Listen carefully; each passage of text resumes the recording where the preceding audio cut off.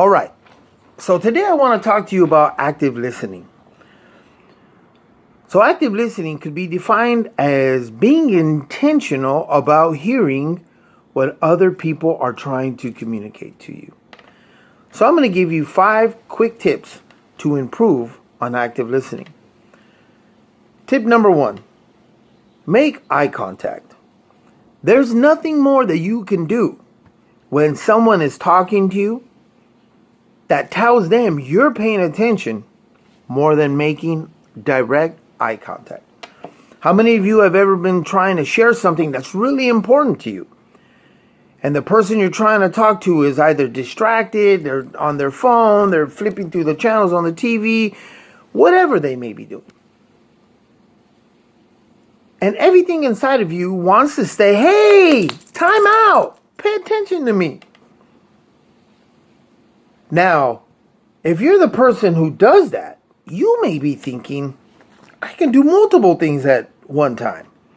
And you probably can. But remember, the key to active listening is this. It's not about your capacity to do multiple things. It's about your ability to communicate to someone who's important to you that you're actually listening to them. Remember, most of you can actually relate to the fact that you probably have listened to someone and at some time at the end of the conversation, they thank you. And you're thinking like, I didn't even give you any great advice. Nothing profound really came out. But remember, what they're thanking you about is not your wisdom. What they're actually thanking you about is that you're making them feel like they're being heard. So remember, active listening is about you making someone else feel like they've been heard. So step number 2, remain quiet while the other person is talking. Now I have to admit, out of all the 5 tips for active listening, for me personally, this is the hardest one to do.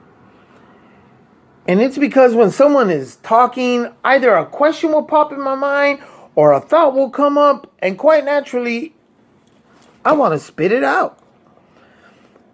But if we really want to be good listeners, if we really want someone to feel like they're being heard, we got to hold back on that. You may have a very good question, but wait till they completely spill out everything that needs to be said, and then ask your question. So remain quiet. Tip number 3 is this. How about actually listening and thinking about what the person is trying to say? Really paying attention. You know, sometimes our bodies can be here and our eyes can be here, but our minds are somewhere else. So once you've made the intentional decision to listen to someone, do that. Actually think about what they're trying to tell you. Tip number 4, and while they're speaking, continue to let them know you're listening by not only making eye contact, but maybe saying small words back to them. Like, really? Wow. Tell me more about that. See, when you do that, that continues to tell that person that you're listening and you're actually interested in what they're saying. Now I know we've all been there. When someone's talking to you about something that's really important to them, and in your mind, that's not quite important. Maybe you even think they're exaggerating. But remember, it's not about you. It's about them. And it's about them feeling that they're being heard. Now, tip number 5. After you've made eye contact, after you've actually stood there quiet, letting them speak, soundboarding back little cues like, really? Wow. Then at the very end, you can actually ask a question. Wait, let me get this straight. Am I hearing you right? You're telling me that when you go to the grocery store and someone sits or stands 2 feet away from you instead of 6, you feel scared and frustrated? Wow.